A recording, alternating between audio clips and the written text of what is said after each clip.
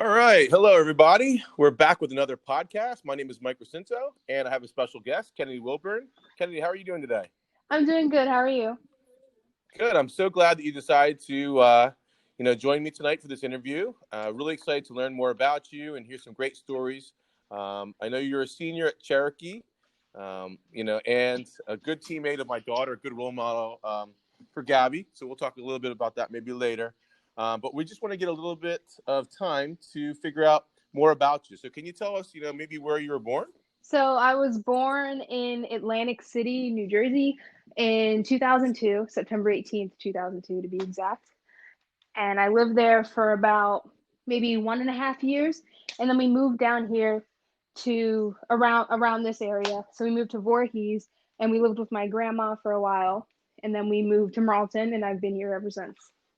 That's great. So obviously you're a senior at Cherokee High School. Tell us a little bit about your family. So I live with my mom, my dad, and my older brother Cameron, and then we have my dog Darkrai, who's named after a Pokemon, but that's a whole nother story. And so we're all very close. We're very close with the rest of our family. We have a family group chat, and people will just send random things in there. So it's kind of annoying, but it's also kind of cute at the same time. So we're all just very close and we like to hang out, especially at my house. People just show up at any time. I don't know why. It's and then they just stay here all day. So No, that's great. I really respect somebody that has a strong, sense of family, which is really important. I think if you have, your family backing, you can do anything in life.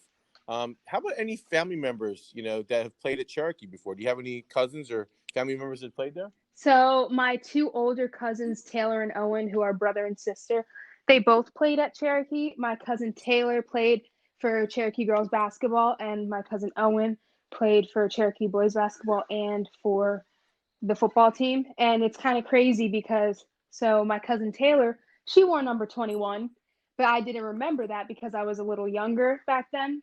And then when I went to go choose my number my freshman year, my friends were like, Kenny, you should choose 21. I was like, okay. And so then I come home that day and they're like, my parents were like, well, what number did you choose? I said number 21. And they're like, well, that was Taylor's number. I was like, no way. So just getting to wear her number is just like an honor because she's so good at basketball and she went on to play Division 1 at High Point University. So yeah.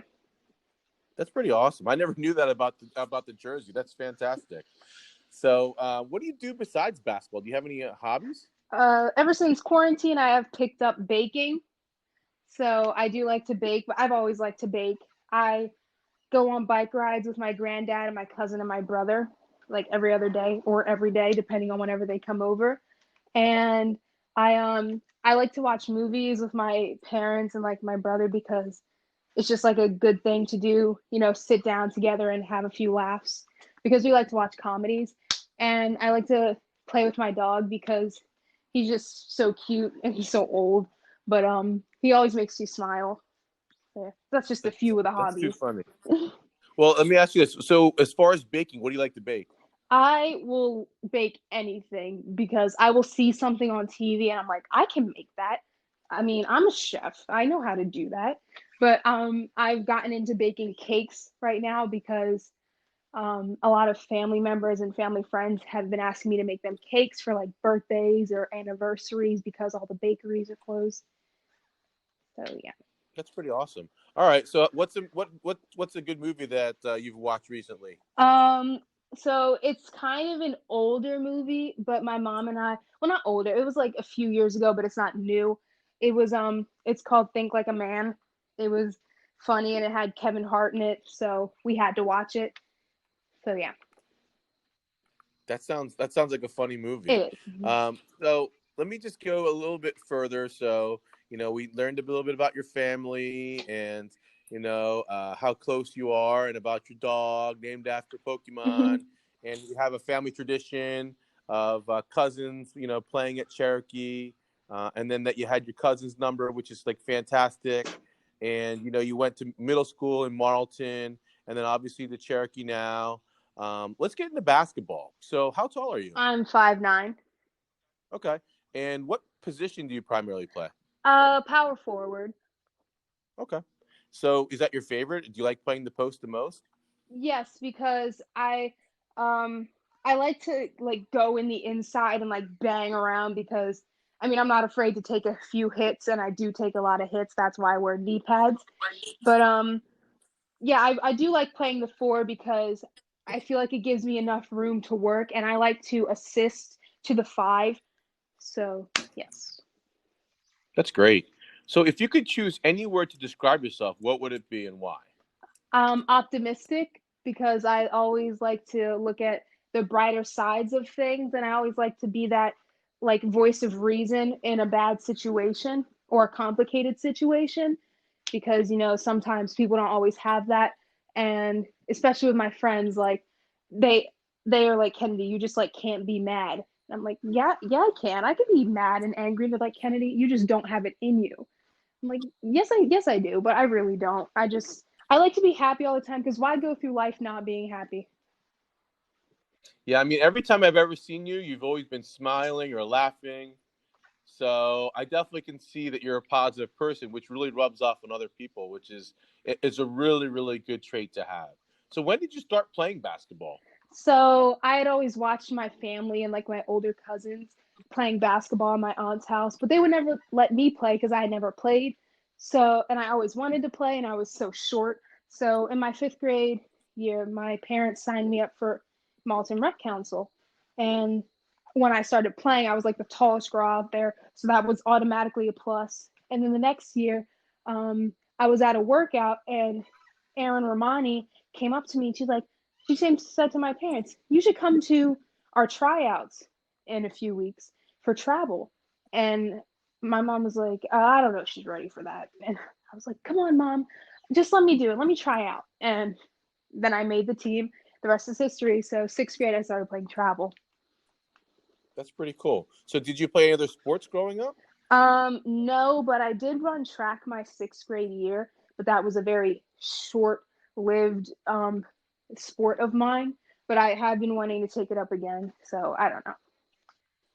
That's cool. Well, what do you remember? What was your earliest basketball experience, your memory? What do you remember about that? Um, I remember in sixth grade, I didn't make my middle school basketball team because I was I had no skills whatsoever, but being the tallest girl on the court. And when I got to middle school, I was not the tallest girl. So all the eighth graders were way taller than me, and they were all playing posts. So the coach didn't need any more posts, so I got cut that year, and that's when I ran track. So you didn't quit. Why did you stick with basketball even though you got cut? Because even though I didn't make the school team, I was still playing travel, and I realized I could still keep trying. And so next year in seventh grade, I tried out and I made the team, and I had a great time the next 2 years playing at Marlton Middle. So yeah. That's pretty awesome.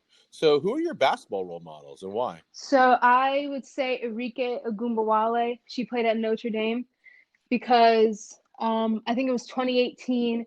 It was the semifinals, and they were tied, and she just shot a jump shot, and it went in at like the last 3 seconds of the game. Everyone went crazy, and I was just like she just didn't stop playing until the end of the game. She didn't put her head down. She's like, this is our year to take it, and they did. So That's amazing. So tell me about your high school career to date. So give us a little bit of insight on what it's like, what was like going to Cherokee. Cherokee is a whole bunch of things, but overall, I had a great experience there. I stayed out of drama. I made a lot of new friends and a lot of great friends, lasting friendships I hope will last forever. And so, yeah, and then for basketball, it's just every day that I went to basketball, it was like a new experience, and I was just so happy to be a part of the team. So, yeah. So what was your freshman year like? Um, well, I was surprised my freshman year to have been a starter because it just like going from eighth grade to freshman year and being a starter, it's just so like crazy. At that point, I didn't even know you could do that. So I didn't think I was starting at all until the season actually started, because my parents would ask me every day, they're like, Kennedy, like, so like, are you on varsity? Are you on JV? I'm like, I don't know. I really don't know.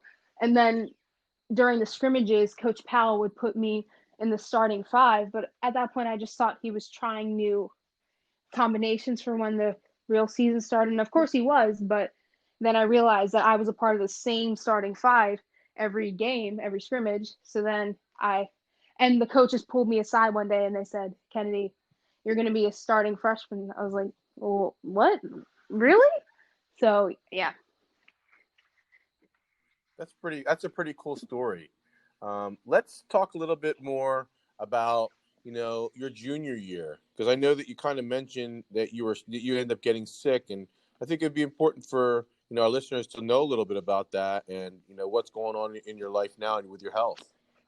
So my junior year, I've always had really bad asthma and allergies, but my junior year, it just all hit me, and I just had this sickness that I couldn't get rid of. It was a constant cough that no matter what I did, I just continued to cough. And I hope this isn't too much information, but I would gag and then here it comes, throw up, which is not good.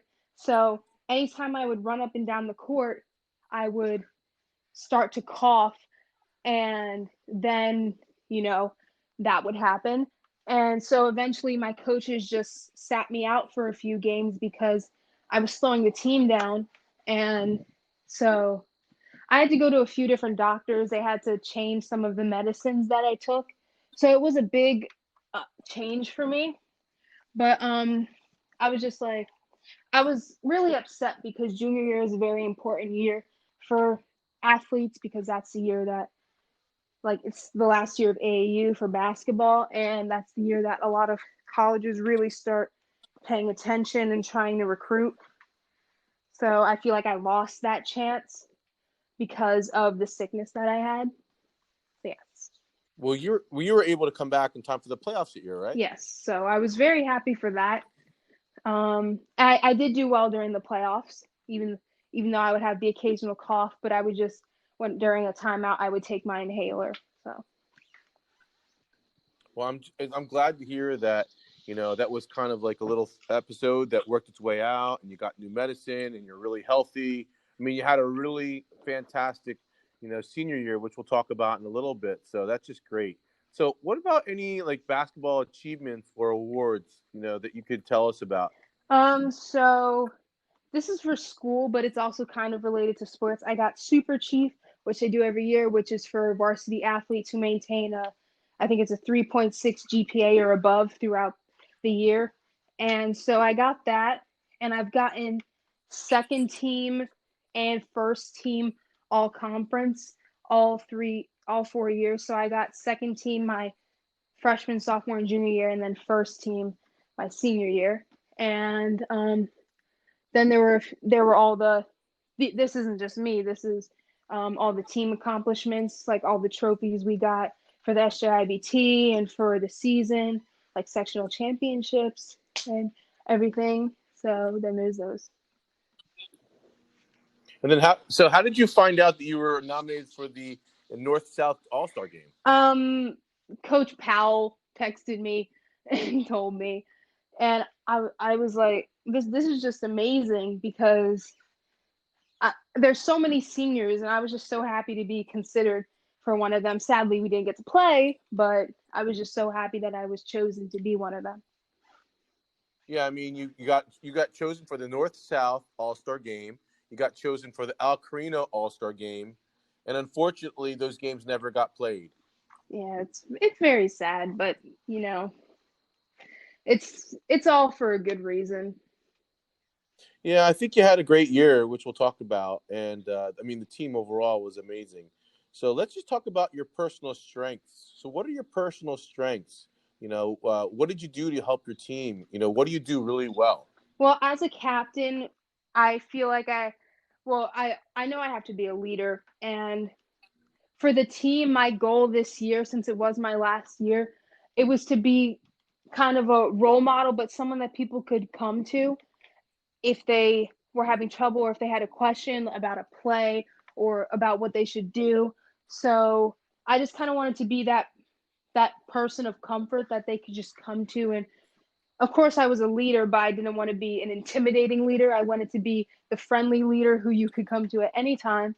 And my first goal was to just make everyone feel comfortable, and because you can't play on the same team if you don't feel comfortable with each other, especially with the new freshmen coming in. I wanted them to not see me as a big man on campus. I wanted them to see me as a teammate, as someone who was just like them 3 years prior. And so, yeah, I did my best to do that.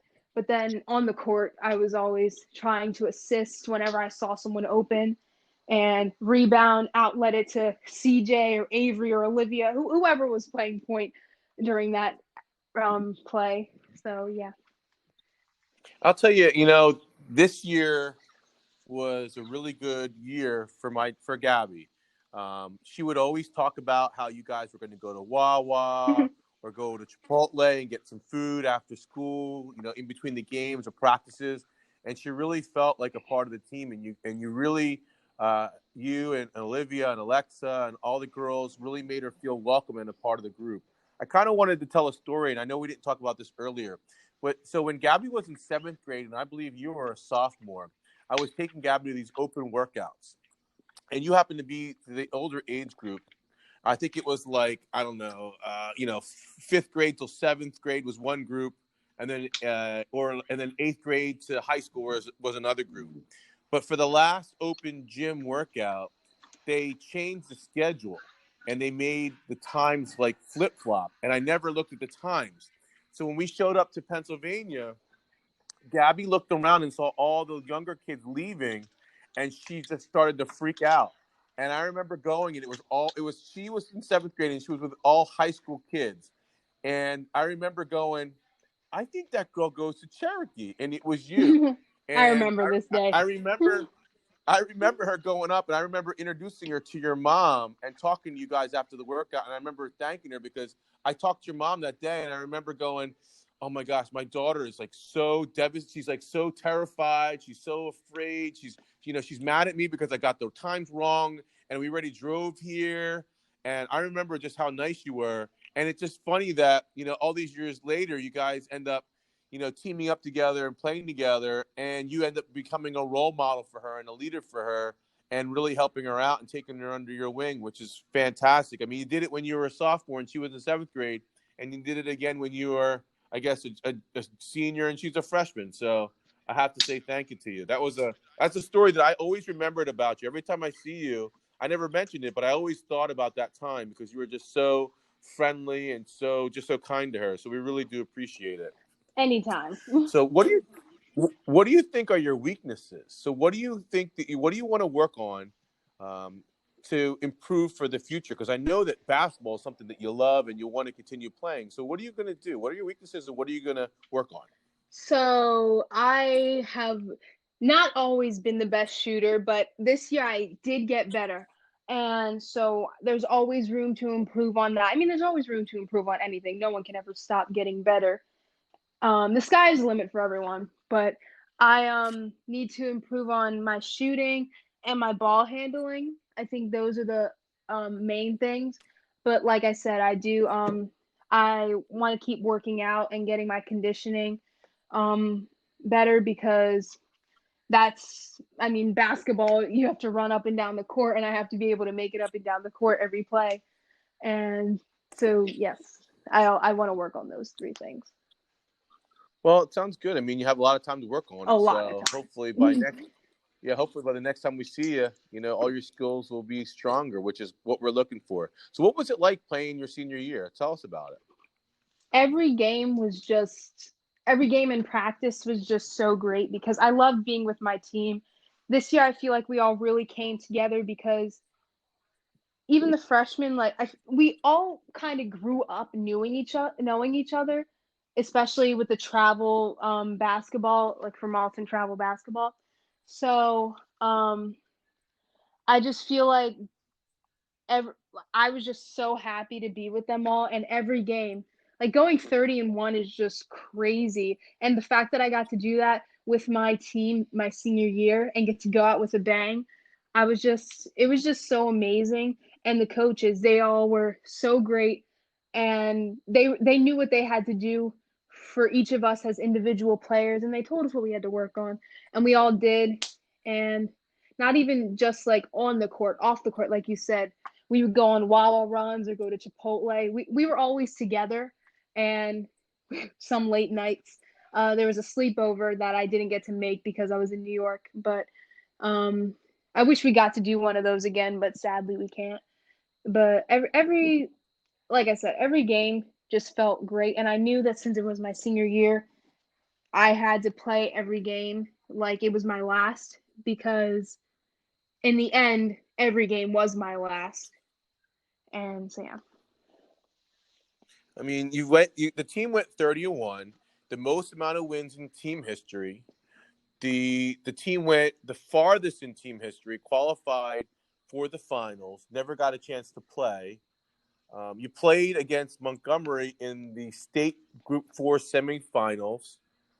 How did you feel playing that game, and how do you feel after knowing that it was the last game that you'd ever play as a Cherokee Chief? I just feel like since that was the second time we played Montgomery this year, it was actually my third time playing Montgomery because last year we played them. But playing them the second time, the first time it was a really close game. I think it was about 6 or 8 points at the end. But I feel like that last game, coming off of the sectional championship, that game, everyone was just so ready, and we knew we could make it to the state final. So everyone was just like, everyone just played their hearts out. And I think that's what really helped us win, because we really wanted to make it to that state final. And we did, but as you know, we didn't get to play. But once I found out that that was my last game, I was really upset, but I also wasn't that upset because I was happy that we could finish our season and I could finish my career at Cherokee with a win. And that's the furthest I had ever made it on the Cherokee team, because we did make it to the semifinal my freshman year, but we lost. But this was the furthest I had ever made it. So I felt like that was a personal accomplishment, but also a team accomplishment. No, that's just fantastic. So tell us about how you actually found out that the season was canceled. So I think it was March 12th, I think, or March 13th. But my mom was on NJ.com, and she saw that there was like a hourly update on how the seasons were going to be played out for all the basketball seasons. And so every hour there was a new update. And so the first hour, they said that no family members or spectators were allowed to come. So I knew that my family wasn't going to be able to see, but we were still going to be able to play. And then the next hour was like something like reporters wouldn't be able to come. So no one was going to be able to document or report our games to, the outside people at their homes. And then the next hour was just like, season's over. And I knew it was coming because it just seemed like that's where it was all headed. They kept on canceling, and less people were going to be able to go. So then about maybe like 30 minutes later, Coach Powell texts us all and he sends out a paragraph saying he's so sorry that this had to happen, and congratulating us on a great season. And not too long after that call, we had a group FaceTime with the team, and everyone was just screaming and laughing and crying because it was just, no one wanted the season to end, and everyone was just so mad that it had to end, because we knew we were ready for that state finals game, and we wanted to go further because we knew if there was a year, this was the year to do it. So that's how I found out about it. Yeah. Well, I'll tell you what, you had some amazing games this season. But the one game that I really want to talk to you about is actually famous on Huddle, and I actually unfortunately wasn't able to go to the game, but I saw a video, and today for the first time I saw another video from a different angle, from your bench side, and it just totally gave me a different perspective of the play. But I'm talking about the buzzer beater against Washington Township at Washington Township. So you need to like set it up for the audience because they don't really know what's happening and how the game went. But it was a very, very close game. And I know that you were down by several points at the end of the game. So can you tell us about that? So I think we were down by 1. I don't remember the exact score, but the clock was about, I think, at 5 or 6 seconds, and Katie Fricker had just gotten fouled, so she was about to shoot a foul shot. So she already shot her one, so she had to shoot her last one. And after she shot her first foul shot, Coach Powell calls a timeout and basically tells us how this is going to go. And he said that he wanted Katie Fricker to miss her shot so that one of us could get the rebound and put it back up and hopefully win the game by 1 point. And so that was the plan. And so we weren't really prepared for anything other than that. And so we were all hoping that she did that, but Coach Powell said if that doesn't work out, pressure the ball like madmen. And so she shoots the foul shot, and depending on what angle, if you can see Katie Fricker, you can see that when she shoots it and she makes it, that she's like, oh my gosh, like I can't believe I just did that. Like I've never seen someone upset to make a foul shot. But she kind of like put her head down for a second, but then we had to play defense. And so I'm on the ball and I'm pressuring the ball. I'm jumping up and down, doing jumping jacks and everything. And then Katie McCusker inbounds the ball in Washington Township. And Amani Reed, she just comes out of nowhere and jumps in front of the ball and grabs it. And then the crowd is like going wild. And I'm standing under the basket at this point because that's where the ball was inbounded. And so then she passes the ball to Avery Kessler, and Avery shoots the ball, and there's maybe about 3 seconds left.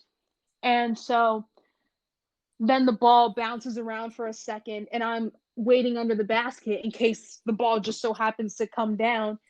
And I was so sure the ball was going in, and then it bounces out of the basket, and I'm like, for a split second in my mind, I'm like, oh my gosh, like what am I going to do now? So then I just put my hands up and I jump up in the air and volleyball tap it, and it hits the backboard and goes into the basket, and the crowd went wild. And I was like, wait, what's going on?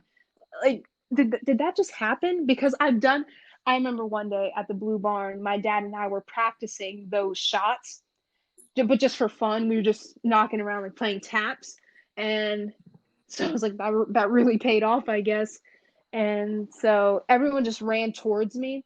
Coach Powell didn't even realize it at first, but then he saw everyone cheering, and my teammates were running towards me, and we were jumping up and down.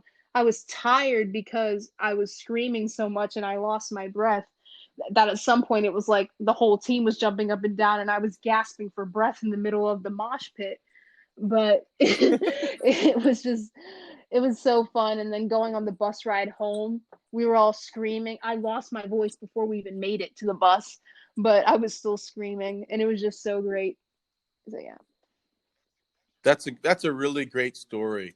I remember Gabby told me that I think Amani was in because Alexa fouled Yes, out. Alexa fouled out with a few seconds left, and so Amani was put in, and no one expected that, but she really made up for it, because that, like, I always say I could have never gotten a chance to take my shot if Amani hadn't gambled for the ball and stolen it, because it was all like a domino effect. Because if Katie Fricker hadn't made her shot, then we would have never gotten to pressure the ball.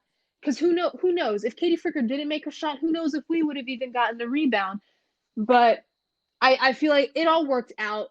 I always say that things work out for a reason and things happen for a reason. So I think Amani coming in and stealing the ball, I feel like that's what really like tipped it off. Yeah, I'm just so happy. I mean, for anybody that knows Amani, she is like a sweetheart. of a person. She really is. She's always so good to my little ones, Christian and Olivia. She picks them up. She plays with them. They love her so much. And for Amani to make a major play in a game to help the team win, I mean, I was just so happy for her, and I told her that too, which is phenomenal. I'm of course just proud of you as well. So that was like seemed to me that was a big turning point in the season, and I mean you could have lost that game. You went 31-1. I mean, obviously, eventually you lost to Paul VI, but I mean, you could have lost that game. And there was a couple other games that were pretty tight before that. Do you think that game kind of, helped you out to help you become successful towards the end of the season? Yes, I feel like that game was kind of a slap in the face for us because I feel like we might have been getting a little too comfortable. We were undefeated, and sometimes that can get to people's heads because you kind of get that mentality that no team is a match for us. And we had played Washington Township before, but every single time you play a team, no matter if you've played them before, no matter if you've played them 50 times before, they always want to beat you and they will work as hard as they can to beat you. And Washington Township, those girls, I mean, I know most of them. They just have a true love for the game, and they're fierce. Like they won't stop playing. They'll keep playing after the final buzzer goes off. They're just so into the game, and they truly have like heart when it comes to the game.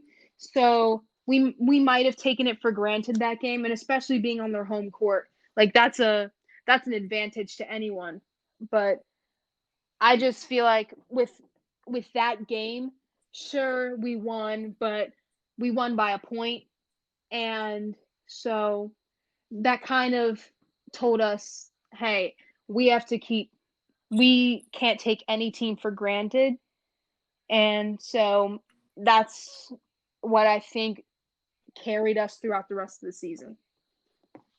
Yeah, I mean, to go 30-1 and to have such a great, success this season, I mean, it really boils down to your coaches and then the players, I think you really bonded with each other.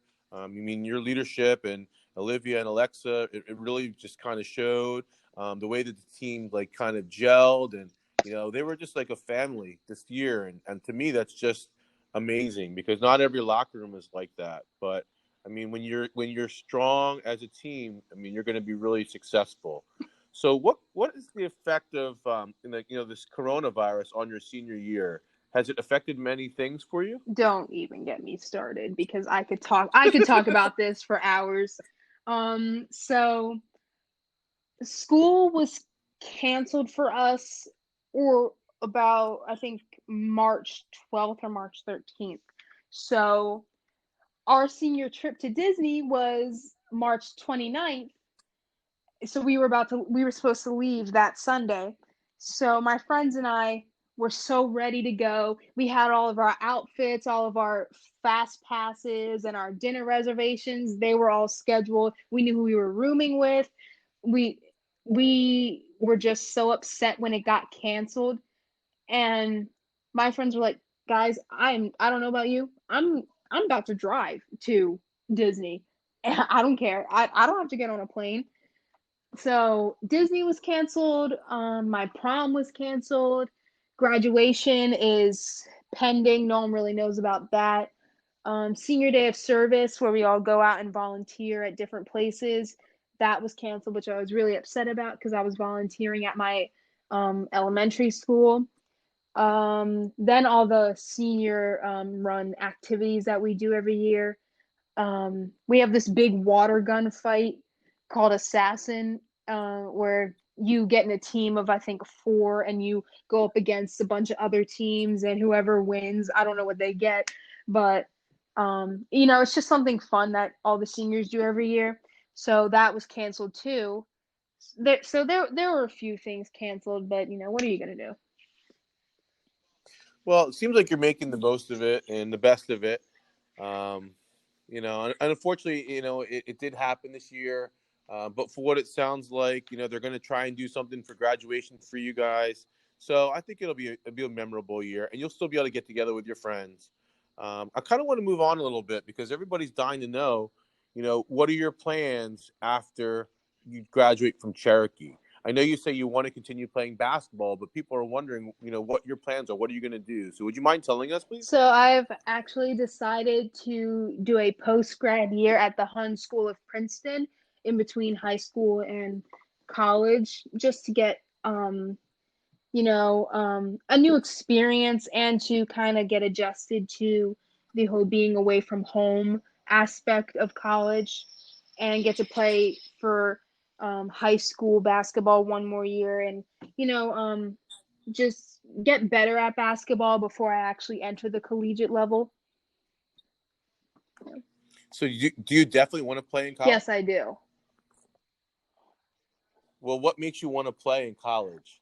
Like, what's driving you? What's motivating you? Well, I just really love the game, and I'm not so sure I don't want to stop playing just yet. And I just really hope that I get to play in college because I think that'll make the college experience so much better and just benefit me later on in life. Yeah. That's cool. So what do you want to study when you go to college? What are you looking to do? As of right now, I want to go into forensic psychology. And so hopefully that's what I go into. Who knows, that could change tomorrow. You never know. But I'm really interested in it. So yes, that's what I want to go into.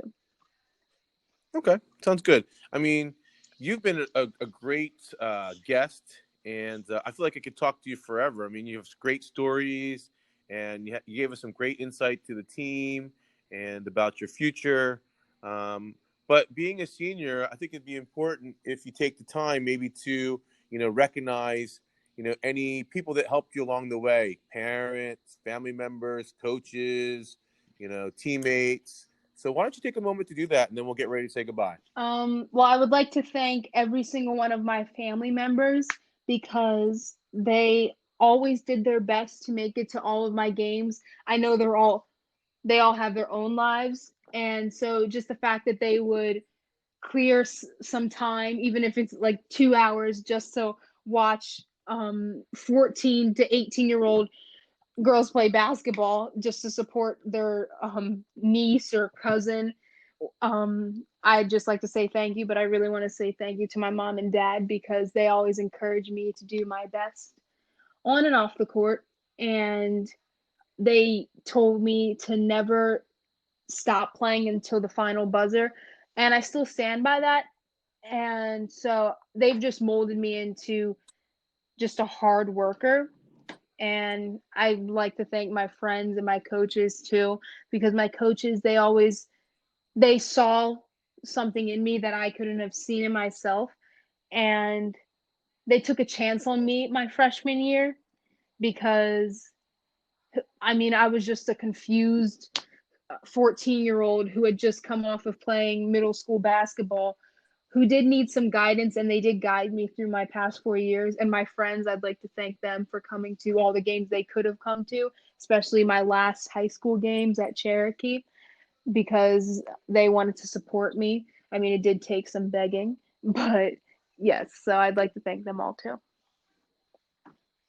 Kennedy, I'll tell you what, it's been such a pleasure to talk to you and to share some stories. And just, I just want to thank you for the opportunity to, kind of interview you and give people a chance to, know more about the player, learn more about the player. One of the things we're trying to do with this podcast is we're trying to give, people an inside look into what South Jersey basketball is all about. And the best way to do that is to introduce them to individual players, find out why they play basketball, what they love about the sport, and just to get them to know the people more, because I feel like when you know a person as an individual, you root for them. And I think that I would love to get more fans to the games and more fans of the player to support them and just to get more exposure for just girls basketball overall, but in South Jersey especially. I think it'll be fantastic. And you've just done a great job, as a captain, as a leader. So I want to just congratulate you on a great year, and I want to wish you good luck too at the Hun School. So thank you so much. Thank you.